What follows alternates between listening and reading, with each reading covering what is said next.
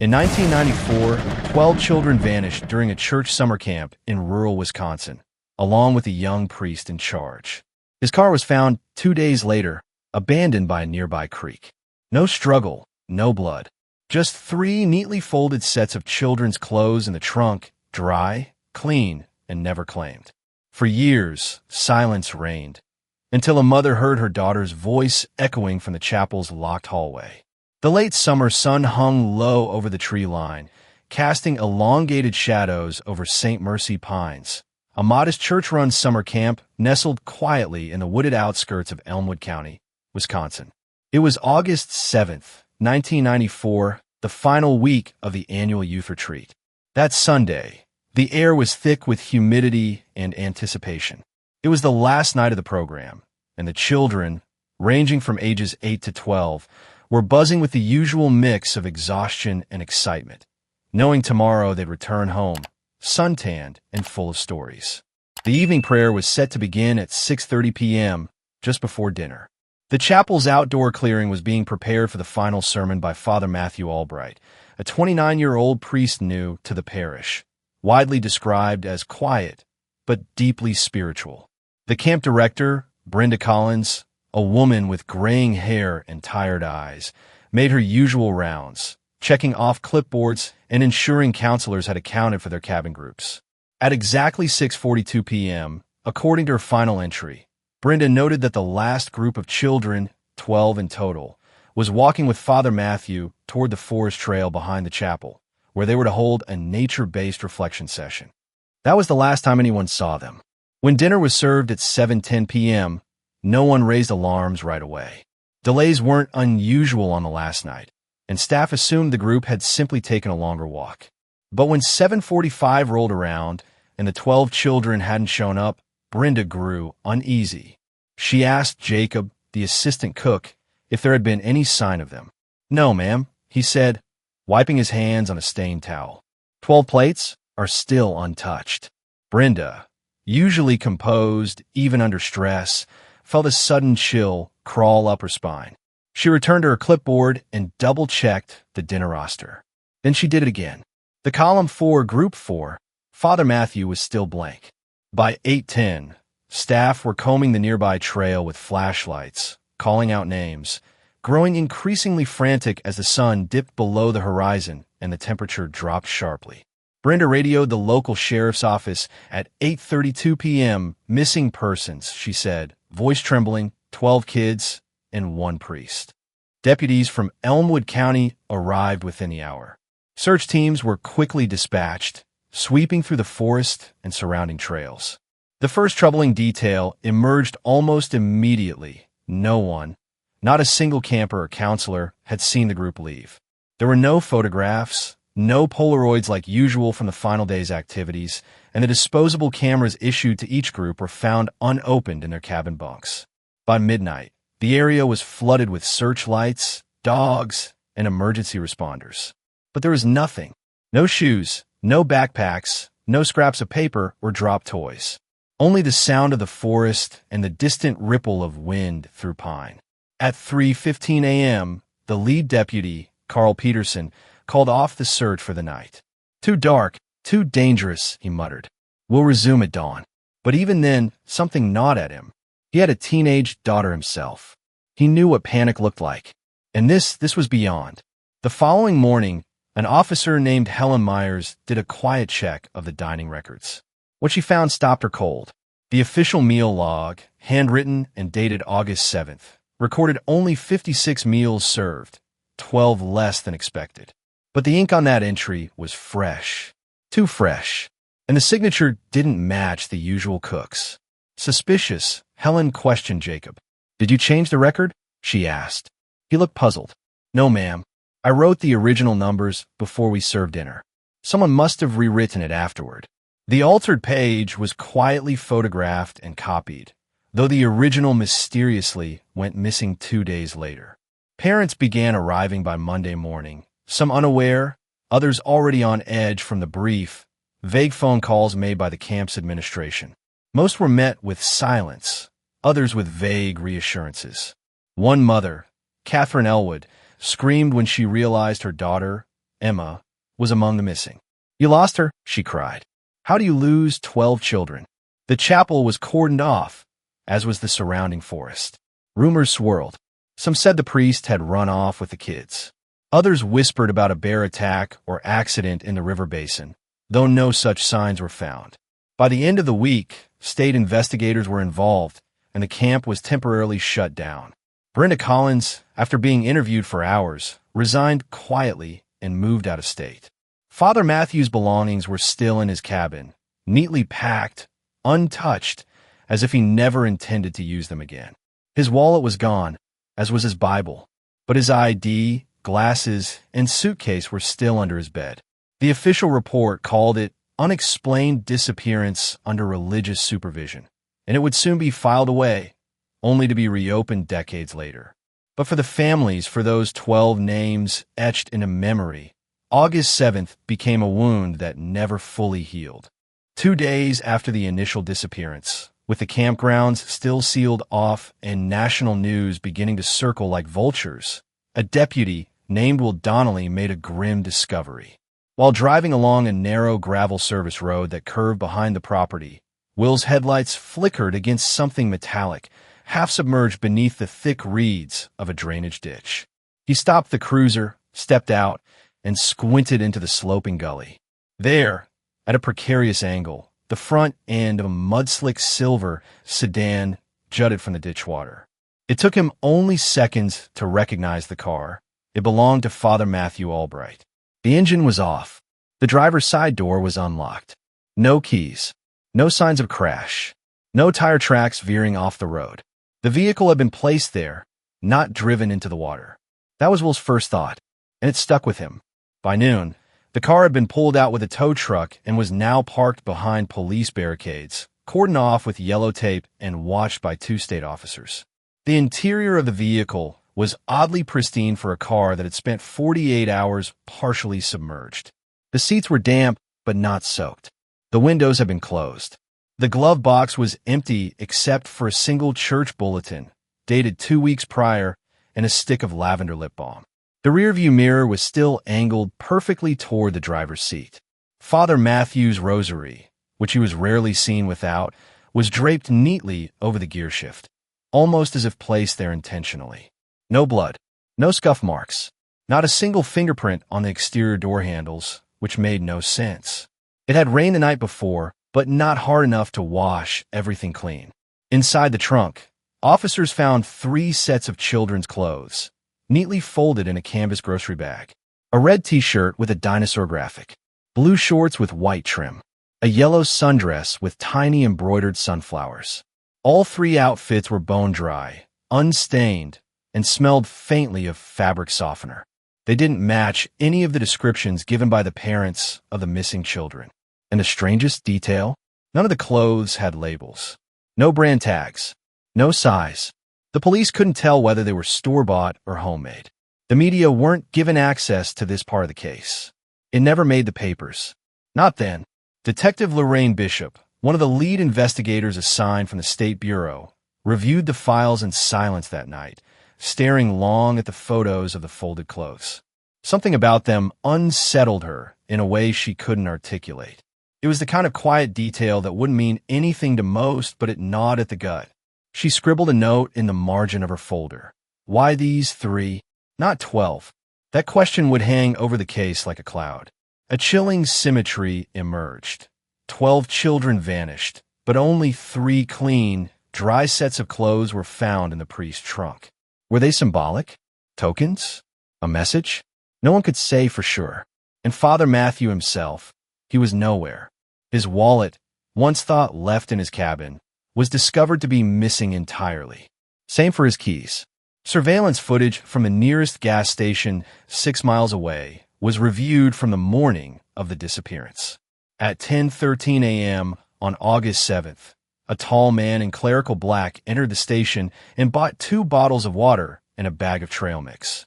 He didn't speak to the cashier, paid in cash, and left. It was Father Matthew. That was the last confirmed sighting of him.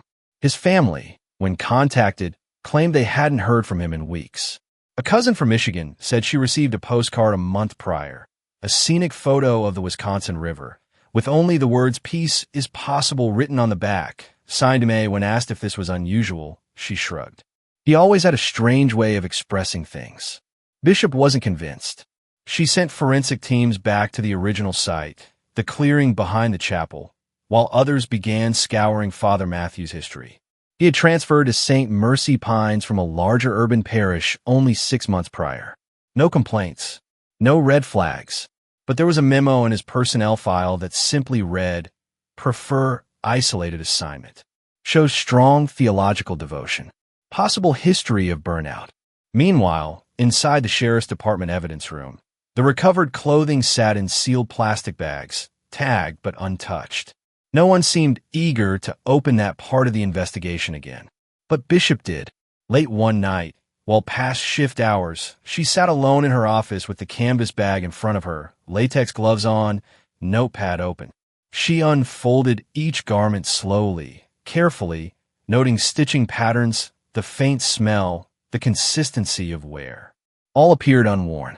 She jotted down, not field clothes, not hiking gear, not prepared for outdoor activities. Presentation. It didn't add up, and yet no one had reported receiving anonymous parcels. No cryptic phone calls. No new witnesses had come forward. The trail was dead. Father Matthew had disappeared not just from the camp, but from the world. No ATM withdrawals. No border crossings. His passport was still filed in his room.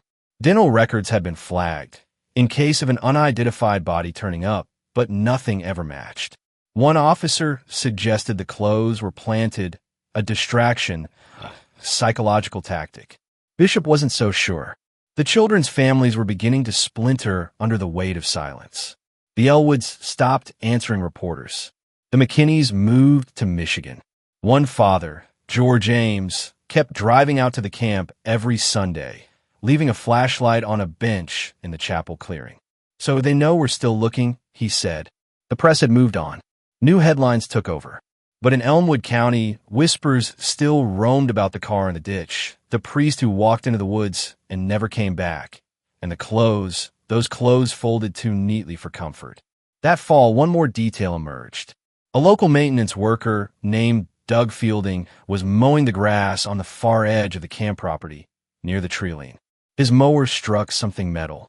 Curious, he stopped and got down on one knee. It was a small, rusted key, the kind used for church offering boxes. It was half buried, lying flat, no chain attached. He brought it to the station. When Bishop examined it, she froze. She recognized the design.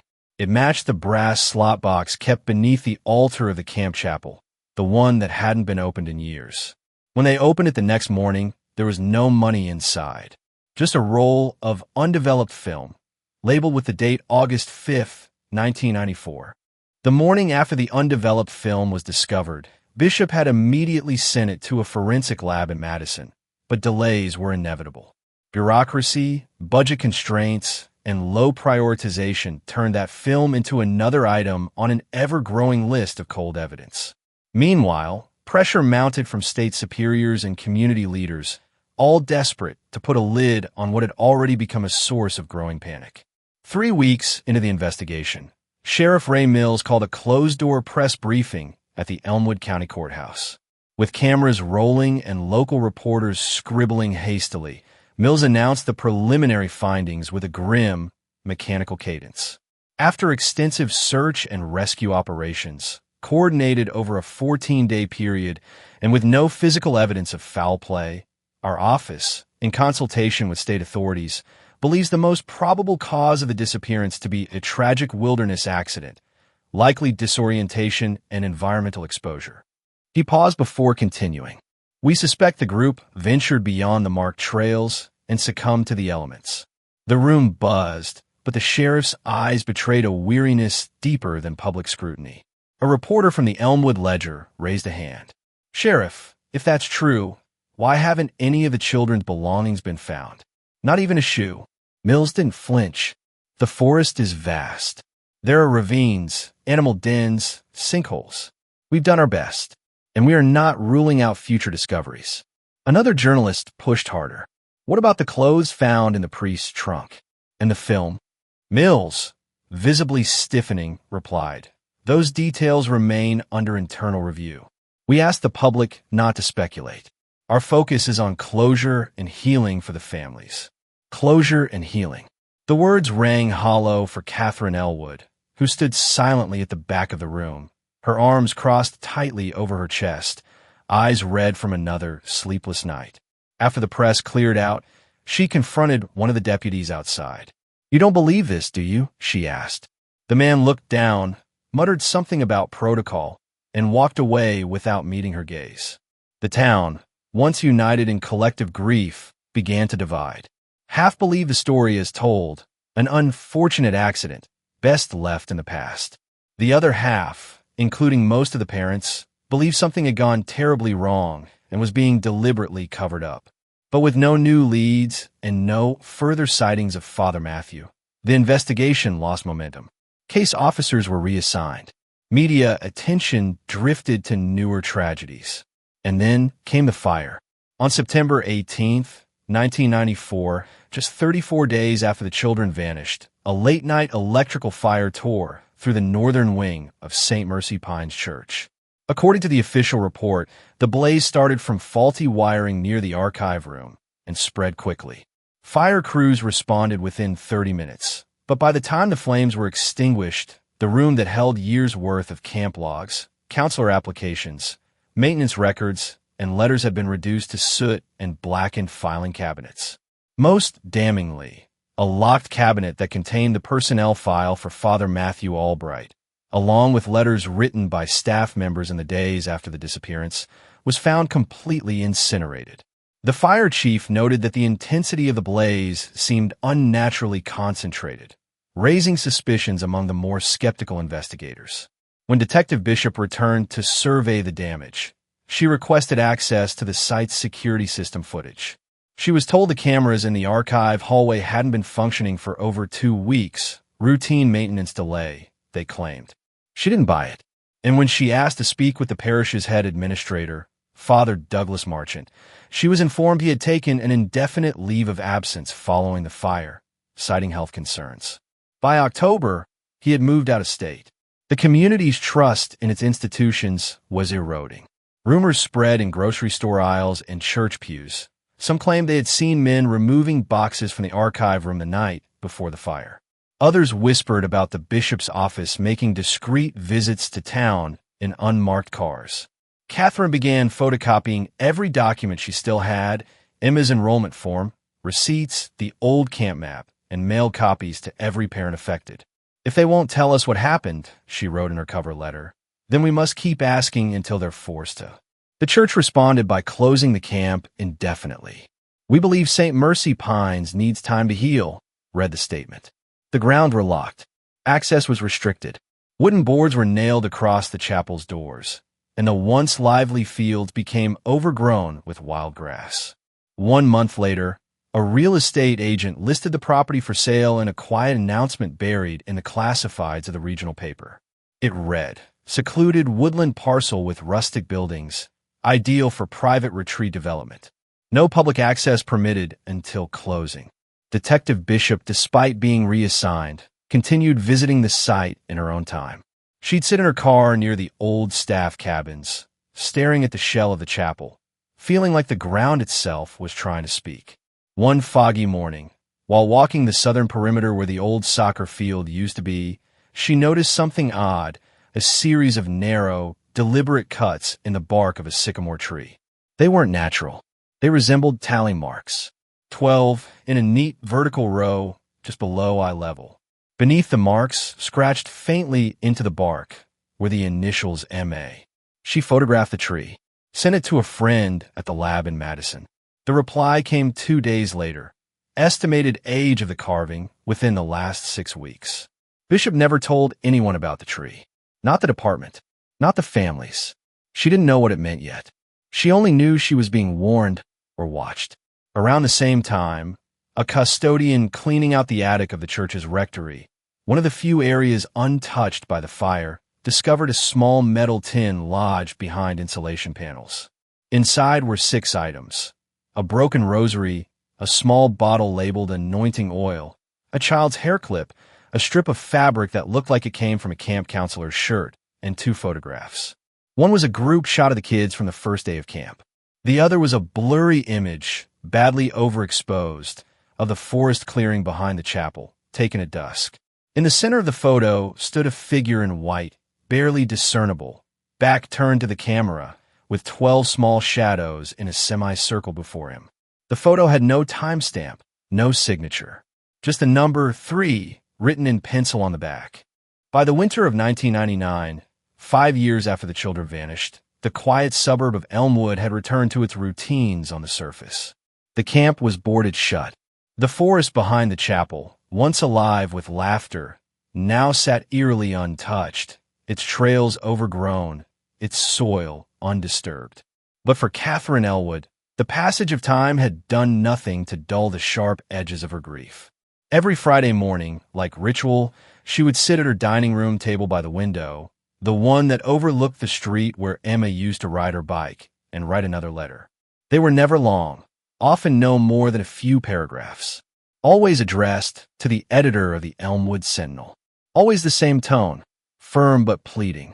In every letter, she asked for one thing: visibility.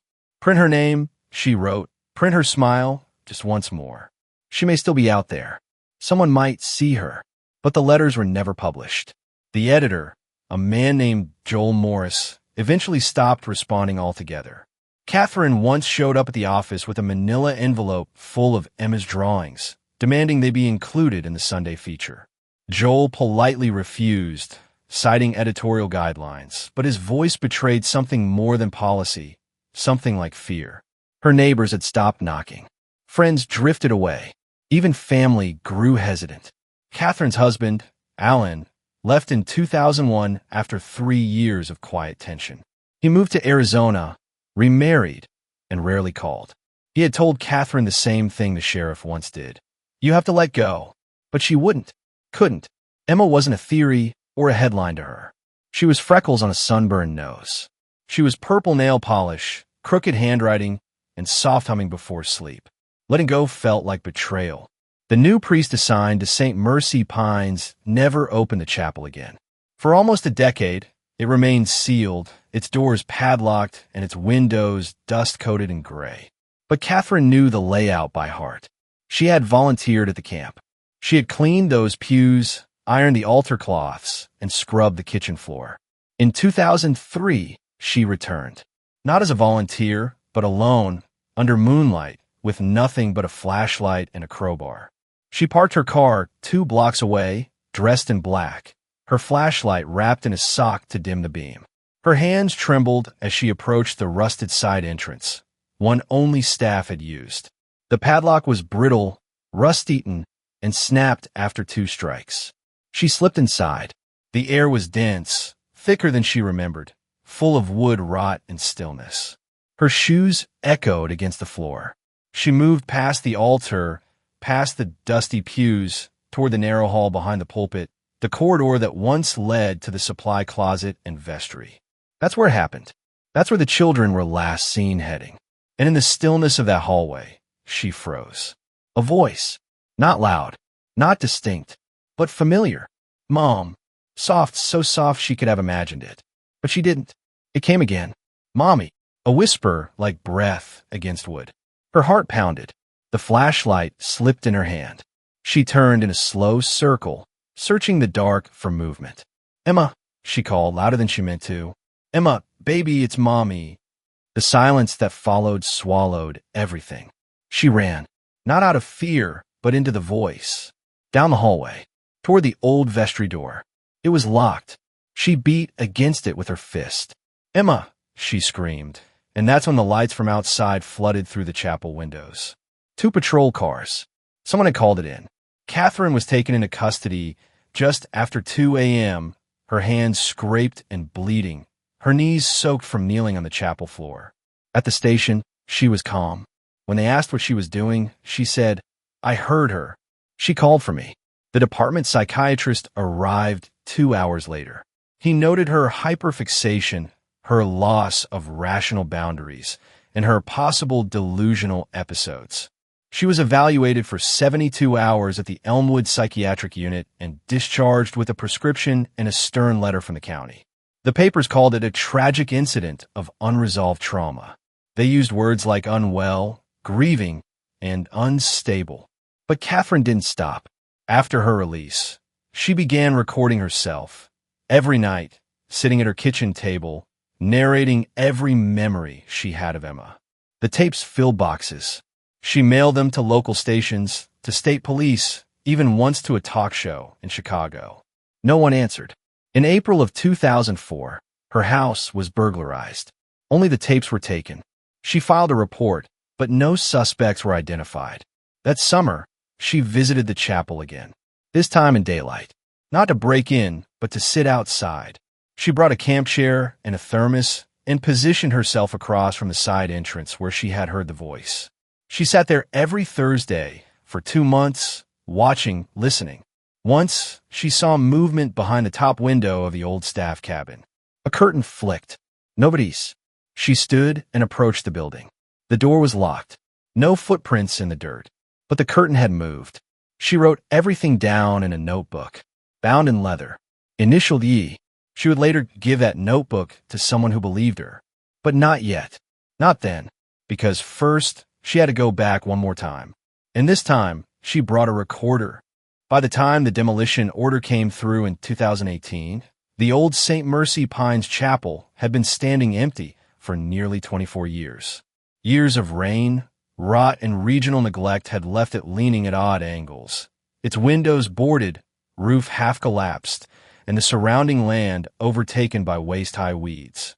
The parish had long since dissolved, absorbed into a neighboring district, and the land was quietly sold to a retail development firm planning to build a grocery outlet and parking lot.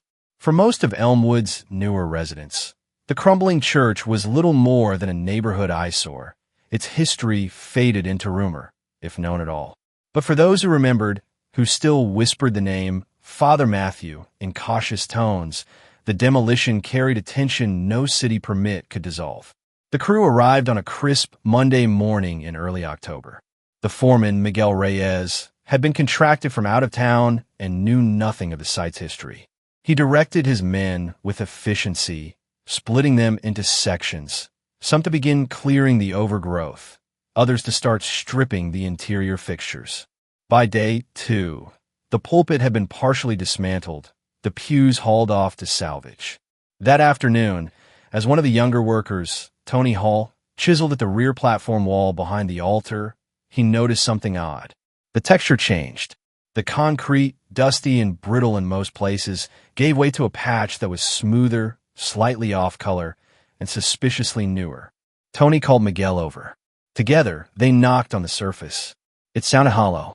Miguel frowned, muttered something in Spanish, and ordered the team to pause demolition. He called the property manager, who gave him verbal clearance to investigate the anomaly as long as it didn't delay the project. The following morning, they returned with a concrete saw and carefully cut a rectangular opening into the patch. Dust clouded the air as the blade shrieked against the surface. When the slab fell away, it revealed a narrow, unlit cavity about 7 feet deep. A crawl space, but one not marked on any of the original church blueprints. Miguel was the first to drop in. He ducked under the low ceiling, switched on his headlamp, and stepped onto the hard concrete floor. It took only a few seconds to realize this wasn't a storage space.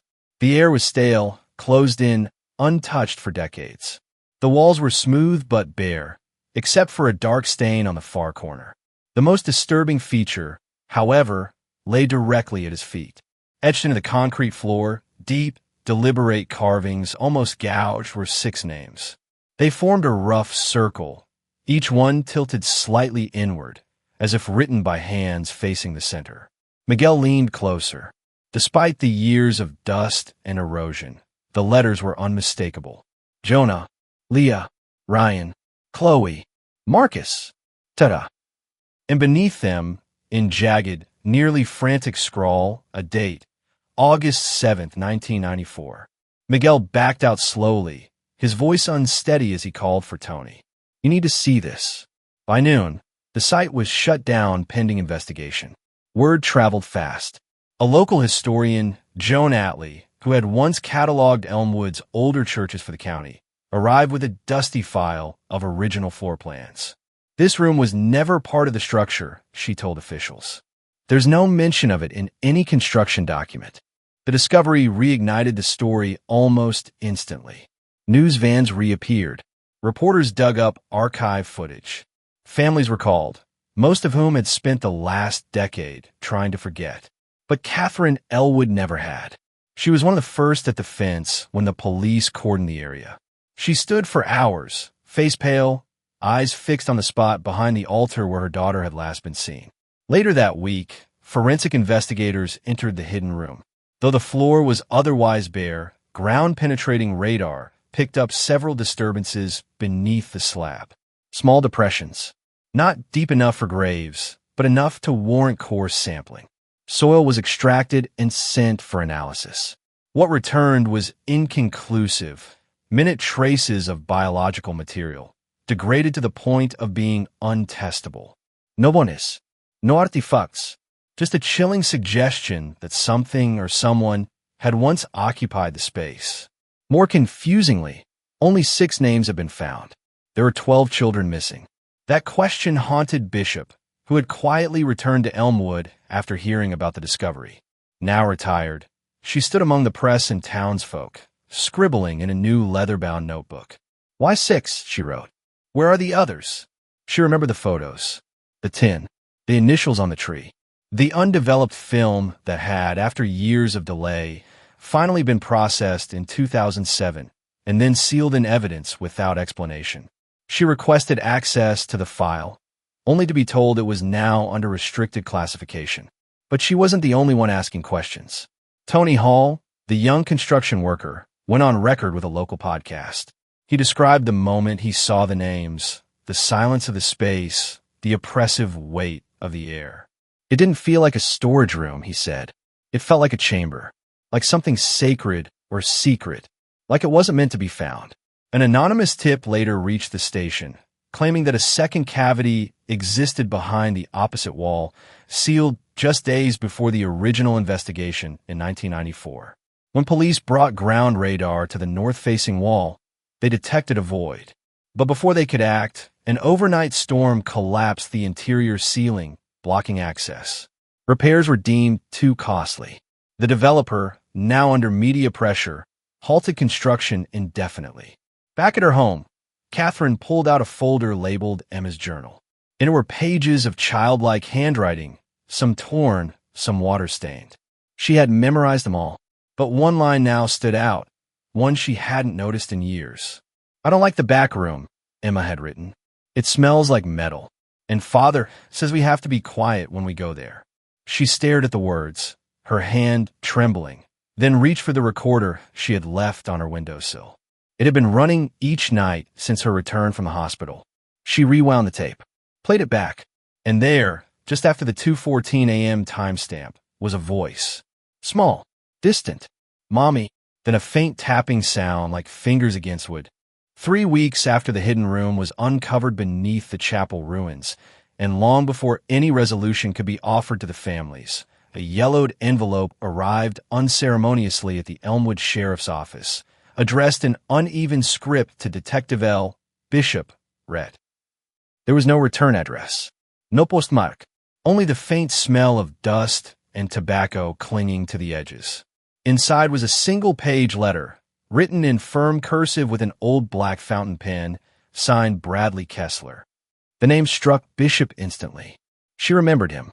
Kessler had been one of the original deputies assigned to the 1994 case, quiet and diligent, the kind who kept a small notebook tucked in his front pocket and spoke only when he had something certain to say. He had retired early in 2006, long before the case was reopened, and moved to Montana according to old department chatter. She read the letter slowly, her fingers tightening with each line. "Lorraine," it began, "I doubt this will change anything, but after what surfaced at the chapel, I couldn't keep it to myself anymore. We were told to stand down, not just by the sheriff. The order came through the diocesan liaison, someone from the regional council. They framed it as a jurisdictional conflict, said it was being handled internally by the church. But that wasn't it. We were making progress. Real leads. I had seen a set of documents left open on Father Matthew's desk the day after the kids disappeared, before they cleared out his room. There were sermon drafts, pages of biblical references, and a handwritten note in the margin of one. The words were burned into me, even after all this time. They must be cleansed, that their spirits be made whole. That wasn't scripture. It was something else, something personal. The page was gone the next day. I asked about it, was told it didn't exist, that I must have been mistaken. But I wasn't. You know I wasn't. Whatever they were covering up, it wasn't just tragedy. It was intent. I hope someone still cares enough to read this. Bishop read the letter 3 times before placing it gently on her table and staring out the kitchen window for what felt like hours. The phrasing struck her hard. Cleansed. Spirits. Intent. These weren't the words of someone disoriented or overzealous. They were deliberate, measured. They matched, almost word for word, a line she had once seen on the back of an unfiled sermon outline during the original case. Purification is necessary before elevation. That document, too, had vanished. She reached the archive box she had kept under lock since retirement, one labeled simply 1994. Inside were dozens of copies, photos, transcripts, and handwritten notes. Most of it had been redacted or dismissed by internal review boards, but a few pages still bore her original annotations. One, in particular, stood out. A counselor interview transcript from August 10th, 1994. The young man, unnamed, described a conversation he overheard between Father Matthew and another staffer. He said the children were the purest vessels, that they needed to be prepared, that the forest was chosen. The staffer had dismissed it as strange, spiritual babble. No one followed up. Bishop contacted her former colleague, Martin Hess, who still worked part-time at the county records office. She asked about internal communication logs from that summer, particularly any referencing the diocesan office. Martin hesitated. That file sealed, he said. Not even FOIA gets through it anymore. She pressed. I just need to know if there's any documentation from a Bishop Whitaker. Silence. Then a sigh. There is. One memo. August 12th, 1994. St. Mercy Pines Protocol Conclusion. It reads, all matters pertaining to the incident shall be resolved through ecclesiastical council and are not subject to further secular examination. That memo had never been included in the official case file.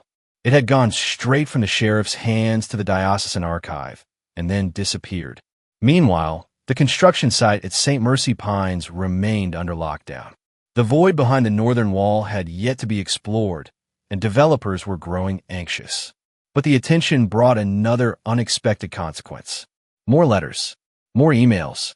People who had attended the camp in earlier years began sharing memories.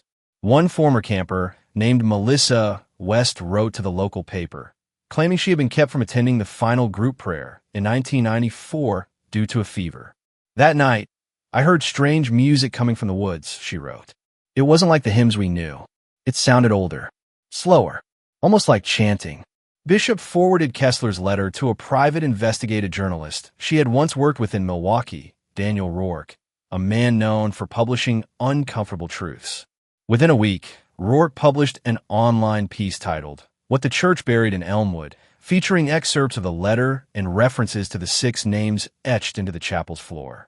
It gained traction fast.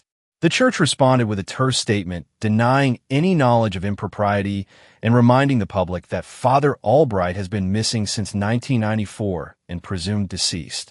But not everyone was satisfied. A week later, a brown envelope arrived at Rourke's office. No return address. Inside was a faded photograph, time-stamped August 6th, 1994. It showed a group of children seated around a campfire. Father Matthew stood behind them, his hands raised as if in blessing. The strange part, there were 13 children in the photo, not 12. The extra child, partially obscured, wore no camp uniform. No name tag, no shoes. And in the background, barely visible through the trees, was a second adult figure. Head bowed, robed, face hidden. In February 2021, A cold rain poured steadily over Seattle's Capitol Hill district as officers responded to a 911 call about a disturbance outside a shuttered laundromat. When they arrived, they found an older woman, gaunt, disheveled, arguing with a shopkeeper over a plastic bag full of old coats. Behind her, crouched in the shadow of a loading bay, was a young girl, silent, soaking wet, and clearly malnourished. She couldn't have been more than 13. She said nothing, just stared at the ground, arms wrapped tightly around her knees. When the officers asked her name, she didn't answer. When they tried to take her hand, she recoiled violently. The woman, identified later as Judith Holler, claimed the girl was her niece. "Her name's Abby," she muttered. "She don't talk much." Taken into protective custody, the girl remained mute for days. No documents, no medical records, no school enrollment. Just the clothes on her back and a thin scar behind her left ear. A state caseworker ordered a full medical examination. As part of routine procedure, they ran a DNA profile through the national database, cross-referencing missing persons. The result took 6 days. When it came back, it hit the system like a lightning bolt. The child was a partial match to the McKinney family. More specifically, to Grace McKinney, one of the 12 children who had vanished from St. Mercy Pines in 1994. Grace had been 8 when she disappeared. If alive, she'd be 35. This girl couldn't be her. But the DNA showed a clear maternal link. A daughter. The results were forwarded to the Washington State Missing Persons Unit, which quickly contacted Wisconsin authorities. Within days, Detective Lorraine Bishop was pulled back in, this time as a consultant. She flew to Seattle with a file full of names, photos, and timelines. When she saw the girl, sitting in a holding room, drawing quiet loops on the table with her finger, something in her breath caught. The resemblance was subtle, but undeniable. Judith Holler, the woman claiming to be the girl's guardian, was brought in for questioning. Her records were a dead end. No adoption papers, no legal custody filings, no consistent address. She'd been living in shelters across Oregon and Washington for over a decade, surviving on food stamps and odd jobs. She insisted she had never kidnapped anyone. "She was left with me," she told the lead investigator. "One night, I woke up and she was there, on my porch, wrapped in a quilt. No note, just her. That was 2010, I think, maybe earlier." When asked who left her, Judith shrugged. "Don't know. I lived near a mission back then. People came and went, but someone knew I'd take care of her." "Why you?" they asked. She paused, looked down at her hands. "I guess because I wouldn't ask too many questions." Bishop pressed her further, asking if the girl had ever spoken, ever hinted at where she came from. Judith shook her head. Not words, not stories, just dreams. Sometimes she'd wake up crying, saying names I didn't recognize. Once she whispered something like Mercy. That word, Mercy, rattled Bishop. She asked for the girl's drawings. A caseworker retrieved a stack of loose-leaf pages, all covered in the same rough, obsessive sketches. Trees, always trees. A circle of them, dense and tall. In the center of each page, a figure in black robes stood with arms extended. Sometimes the figure had no face. Sometimes it held a candle. One drawing showed 12 small shapes encircling the figure, and scrawled in the corner, in a child's jagged hand, the word burn. The media caught wind within a week. Headlines flared across national news. Daughter of missing Wisconsin girl, found in Seattle. The McKinney family, now living in a small town in Minnesota, was contacted. Grace's mother, Linda, underwent a DNA test to confirm the biological link. The result was irrefutable. The girl, who still refused to speak, was Grace's daughter. But that raised more questions than it answered. Who had raised her? Where'd she been all those years? And most importantly, what happened to Grace? Bishop revisited the old files, searching for any mention of pregnancy, medical records, or signs of abuse. Nothing. Grace had been 8. Too young. The timeline didn't fit, unless Grace had survived beyond the night of the disappearance and had the child years later. But if so, where? Judith Holler was released after 2 weeks, no charges filed. She disappeared soon after. Her last known sighting was in Spokane, wandering through a bus station with a shopping cart and a blanket draped over her head. When a reporter asked if she had anything to say, she replied, "They're not done. Just hidden." The girl, now in state care, was placed with a trauma-informed foster family. She still didn't speak, but every night, she arranged 12 stones in a circle on her bedroom floor, then sat in the center until morning. One evening, the foster mother found her standing in the backyard, barefoot in the cold, staring at the trees. She was humming, a tune that wasn't childish, but slow, rhythmic, like a chant. When asked what it was, the girl finally whispered her first word in custody: "Cleanse." The foster mother recorded the moment, sent the clip to Bishop. Bishop listened to it over and over again, the same way she once studied maps, timelines, and redacted memos. She reached back out to Daniel Rourke, the journalist, and sent him everything. "Something's surfacing," she wrote, "and I don't think we're ready." That weekend, an unmarked envelope was delivered to Rourke's office again. No note, no return, just a photo, a recent one, the girl from Seattle, standing at a bus stop, and behind her, blurry but unmistakable, a man in a priest's collar. His face turned away. 2 months after the discovery of Grace McKinney's daughter in Seattle and the circulation of the photograph showing the possible presence of a priest-like figure behind her, a man named Father Walter Enders, 87 and retired, walked into the front lobby of WQVL 90.1, a small public radio station in Appleton, Wisconsin. His gait was slow but steady, a slight tremor in his hand as he placed a paper bag on the front desk. "I need to speak to someone in charge," he said calmly. "I believe what I have needs to be heard." The bag contained 3 cassette tapes, each labeled by hand with a date: August 6, 1994, August 7, 1994, and undated, final. The receptionist, unsure what to make of him, called in the station manager, who ushered Father Enders into a recording booth. With the priest's quiet permission, the tapes were digitized on the spot. The room fell silent as the first tape played. The audio was grainy, distorted by time, but recognizable. A male voice, middle-aged, with a slight tremble, echoed through the speakers. "Brothers and sisters," the voice began, "we gather not to question, but to release, to surrender that which binds us to flesh." His cadence was uneven, veering between sermon and something more frantic, more intimate. "These children, they come to us unspoiled, and through them, we glimpse what we must give up ourselves." The background noise was faint at first, a dull hiss, until suddenly sharp, high-pitched sobbing pierced the recording. A child cry, not staged, not faint, real, close, and uncontained. The voice on the tape hesitated, then resumed. "Their fear is the veil.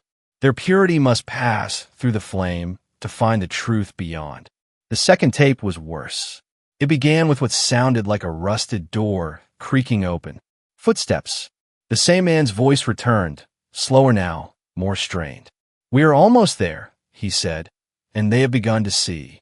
At one point, the audio cut briefly, then came back with a harsh scraping sound, metal on concrete. Then, layered faintly beneath the man's prayer, came another voice. A child's. A girl, whispering, barely audible. "I don't want to go," she said. "Please, I don't want to go." Then silence, followed by a wet, choking sound and muffled cries. More than one child. The staff at WQWL, shaken, called local police. The tapes were handed over within hours. News broke the following day, sparking public outrage. Who had recorded them? Why were they never submitted during the original investigation? Father Enders provided his statement. He had been assigned to the Diocese of Madison in the early 1990s, where he had access to inter-parish mail. In late August of 1994, a padded envelope marked private had arrived for Bishop Whitaker, the same official who later ordered the Elmwood case closed. Inside were the 3 cassettes, unmarked except for the dates. They were never logged, never archived. Enders, uneasy with the package, had listened to them in secret. "I asked Whitaker about it," he told police. "He told me it was a training exercise, a theological reenactment. But I knew that wasn't true. I kept the tapes. I was afraid and ashamed. But after what's come back to light, I can't hold them anymore." Detective Bishop, now working with federal consultants, reviewed the digitized tapes in private. She recognized the voice immediately. Not just the tone, but the cadence. It was Father Matthew Albright. Older, perhaps strained by stress, but unmistakably him. She requested a linguistic analysis to confirm the match. It came back positive with 89% certainty. The tapes reignited a long-dormant part of the investigation. A new team was assembled, including trauma psychologists, forensic audio experts, and religious scholars. The presence of multiple crying children, none of whom could be identified, led authorities to reclassify the original disappearance as potential ritual confinement. But the recordings held more. On the third tape, the one marked final, a strange series of sounds emerged near the end. A rhythmic knocking, then a sudden loud crash, followed by breathing, labored, panicked human. Then came a new voice, deeper, not the priest's. It said only one word. Stay. The voice was older, hoarse, commanding. And then the tape cut out. Speculation erupted. Was the voice on the final tape a second adult? The same unknown figure from the campfire photo? And if so, was he still alive? Bishop began digging into the church's assignment logs again. She searched for any assistant chaplains or unrecorded visitors to St. Mercy Pines in the summer of 1994. A few names surfaced. Most were easily accounted for. One, however, stood out. A seminarian named Daniel Mark Rowan, who had reportedly shadowed Father Albright for 3 weeks in July before abruptly withdrawing from his program. No forwarding address. No final evaluation. Just a note. Discernment incomplete. Candidate dismissed. Further inquiry revealed that Rowan had never been officially ordained, yet somehow continued performing unofficial pastoral work at unregistered prayer groups in northern Minnesota well into the early 2000s. He vanished from public record in 2004. No tax filings. No rental agreements. No trace. But one clue remained. A receipt found in the church's utility records, misfiled under maintenance supplies. It listed a payment made in cash in late July 1994 to a local hardware store. The purchased item, quick-drying masonry cement, 60 pounds. Bishop felt her pulse rise. She contacted the store. Miraculously, they still had the receipt book in storage. A handwritten signature matched the name D. Rowan. At the same time, the foster home in Seattle reported a disturbing new development. The girl had stopped sleeping. She kept a small radio under her pillow, constantly tuned to static. When the foster mother asked why, she said, "Sometimes I hear him, the one who whispers behind the wall." Bishop flew out immediately. She brought a copy of the audio, played it for the girl in a clinical setting with support staff present. The moment Father Matthew's voice began, the girl stiffened. Her lips moved. "He sang that," she whispered, then added, "He said they'd all be light." The child pointed to the speaker. But that wasn't the last voice.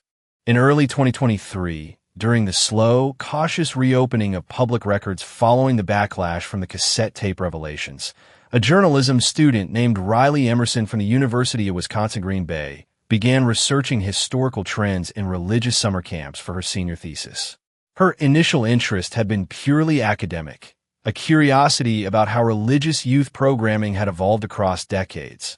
But she quickly found herself buried in microfilm archives at a small county library in Sheboygan. On her third week of digging through forgotten newspaper reels from the early 1990s, Riley came across an obscure local article from July 1993, published in a short-lived paper called the Driftwood Observer. The headline read, "3 children missing from Spirit Camp in Marshall County." The story was brief but chilling. It described how, during a church-sponsored retreat known as Camp Sancta Lux, 3 children aged 7 to 9 had gone missing in the early morning hours of July 15th. The campsite, located deep in a wooded area near a disused monastery, had been cleared within days. No arrests were made. No explanation offered. The case had gone cold and seemingly forgotten. What stopped Riley cold was a name buried halfway through the article. Father M. Albright, the camp's lead spiritual counselor, offered prayers and declined comment.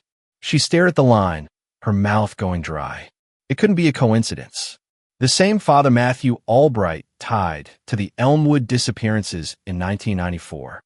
And yet, this incident, just 1 year prior, had never been mentioned in any of the current investigations or media coverage.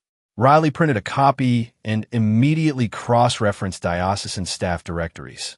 She traced Father Albright's assignments from 1988 through 1994, noting the abrupt reassignment from Marshall County to Elmwood in March of 1994. The official diocesan bulletin listed it simply as reassigned to Youth Ministry Outreach, St. Mercy Pines. No mention of why. No explanation for the gap between July and March. Digging further, she submitted a request to view inter-parish correspondence stored at the diocesan office in Milwaukee. To her surprise, access was granted, likely due to the wave of transparency the church was now being pressured to show. In a dusty file labeled Personnel Reassignment, Confidential, she found a photocopy of a letter written by Father Albright himself. Dated August 1993, it was addressed to Bishop Whitaker. The letter began formally, but quickly turned pleading. "I fear I am no longer fit for this calling," he wrote. "What happened at Sancta Lux was beyond my grasp, and I believe I have lost the clarity required to serve." He requested release from active ministry. But beneath that letter, paper-clipped and stamped with the diocesan seal, was a response. A single sentence. "Your resignation is denied. Your insight is required for a matter of special importance." There was no further context. But in the margins of the original letter, in different handwriting, someone had scrawled Elmwood, Spring 94, suitable terrain. Riley photographed everything. The article, the letter, the annotation. She sent it all to Daniel Rourke, the journalist who had published the cassette story. Within hours, Rourke contacted Bishop. He did it before, he said, and someone covered it up. Twice. Bishop called in a favor from a contact at the regional clergy database. They confirmed that Camp Sancta Lux had been defunded and its land sold off quietly in late 1994, shortly after the Elmwood incident. The monastery it had been attached to had burned down that same year. Arson was suspected, but never proven. More alarming still, they discovered that a second name had appeared on the staff list for Sancta Lux. Daniel Rowan, seminary candidate, assistant to spiritual director. That name again. A parallel timeline was forming. Rowan and Albright, together at Sancta Lux in 93, then reassigned together to St. Mercy Pines in 94. Each time, a tragedy. Each time, a cover-up. Rourke contacted Riley directly. He asked her what made her look into that particular camp. She replied simply, "It was the name. Spirit Camp." It sounded off. She continued her research and located a woman who had been a volunteer kitchen aide at Sancta Lux in 1993. Her name was Helen Sutter, now in her 70s, living in a retirement home in La Crosse. When asked if she remembered the missing children, she hesitated. "We weren't supposed to talk about it," she said. "They told us it was a wildlife attack. Said the children wandered into a ravine." "But did you believe that?" Riley asked. Helen looked away. "I heard them crying," she said, "in the cellar. The last night, before the fire." That night, Rourke published his second explosive article, The Other Camp, A Pattern of Disappearances. It included the 1993 article, Albright's resignation letter, and Helen's interview. Public outcry escalated. Meanwhile, the girl from Seattle, Grace's daughter, began speaking more frequently. Her drawings changed. Less trees, more symbols. Circles inside circles. A figure in black and a second, taller figure beside him, always faceless. In one drawing, she added red crayon, thick streaks behind the children. When asked what it meant, she said quietly, "He came back." She pointed to the faceless man. "The second one," she said, and in that moment, Bishop realized they had been searching for the wrong man. The call came late on a Sunday evening. Daniel Rourke, exhausted from weeks of chasing leads and juggling media fallout, answered on the second ring, expecting another anonymous tip or angry voicemail. Instead, a woman's voice, steady and low, asked to speak off record. She refused to give her name. "But I think I'm one of the names you keep writing about," she said. There was a long pause. "I was at St. Mercy Pines. August 1994. I wasn't supposed to survive." Daniel froze, grabbed a notepad. Why come forward now? He asked. Her answer came quickly. Because it's not over. And because people need to know what was done. She agreed to meet the next morning at a neutral location, a quiet park outside Madison, far from cameras and microphones. She wore a ball cap and sunglasses, clothes too big for her frame, and carried herself with the wary poise of someone used to hiding. Don't ask my name, she said, sitting across from him on a cold metal bench. I don't use it anymore. It belongs to someone who never got to grow up. Daniel nodded, voice gentle. But you were at the camp? She nodded once. I was 10. I went because my cousin wanted to go. My parents thought it was safe. Her hands tightened. It wasn't. Over the next hour, she spoke in short, careful sentences. Never linear. Always circling, as if touching something too hot. There were prayers. Every morning. But not the kind you'd hear in church. They used Latin. At first, I thought it was just old tradition. Then I realized they weren't translating. They didn't want us to know what it meant. She described the last day, August 7th. The counselors were gone. Only Father Albright and a tall man in a dark robe remained. The children were separated into 2 groups. She didn't know why. They called it preparation, she said. We had a fast. Pray in silence. We weren't allowed to talk to each other. That night, she said, they were brought into the chapel. It was dark. No candes. Just the altar in them. He said we were going to walk in a light. She remembered trembling. A girl beside her crying. Then the door closed. I remember the sound of it, the wood, the echo, and then I heard footsteps. Heavy. One set, going in circles around us. She looked away, and then the chanting, over and over. It didn't sound human. Daniel asked how she escaped. Her eyes filled, but she didn't blink. Someone opened a side door. I don't know who. Just enough time. I ran. I didn't look back. I ran through the woods until I saw the highway. I didn't stop until a truck picked me up 2 miles out. The driver had dropped her off at a gas station. She never told her name. Never went home. I thought if they knew I got out, they'd come find me. She was placed in a foster system, changed her name, moved states, and never spoke about that night again. Why now? Daniel asked again. She pulled a folded newspaper from her jacket. It was a printout of his second article, the one about the campfire photo. Because I saw that extra child, she said. That wasn't one of us. I think he was watching. She paused. And because I saw the photo of the girl in Seattle. She draws the same circles. Same figures. It means he's still out there. She stood to leave. Daniel offered protection, anonymity, anything she needed. She shook her head. I'm not here to relive it. I just want people to stop pretending it was a mystery. It wasn't. It was planned. As she turned, Daniel asked one last question. Do you remember the last thing you heard before escaping? She stopped. Then, slowly answered. The chapel door closed. And then, the man started speaking. Not to us. To something else. And the last thing I heard before I ran was a little girl's voice say, I don't want to go. She walked away, leaving Daniel with pages of notes and a recorder still running. That evening, he published his final report. He didn't name her. He didn't speculate. He just quoted her, I still live. But the others don't. Within hours, the church released a statement expressing deep sorrow for past failures and oversight. Internal documents were promised for release, but no arrests were made. St. Mercy Pines remains fenced off. The chapel ruins have been overtaken by vines. Locals say they hear music at night, low, like chanting. And near the altar, with a concrete crack during demolition, someone left a note etched in chalk. They were not lost. They were chosen. If this story kept you on edge, don't forget to like and subscribe for more true-style mysteries that unfold piece by piece. What details shock you the most? And where in the world are you watching from? Drop a comment. I read everyone.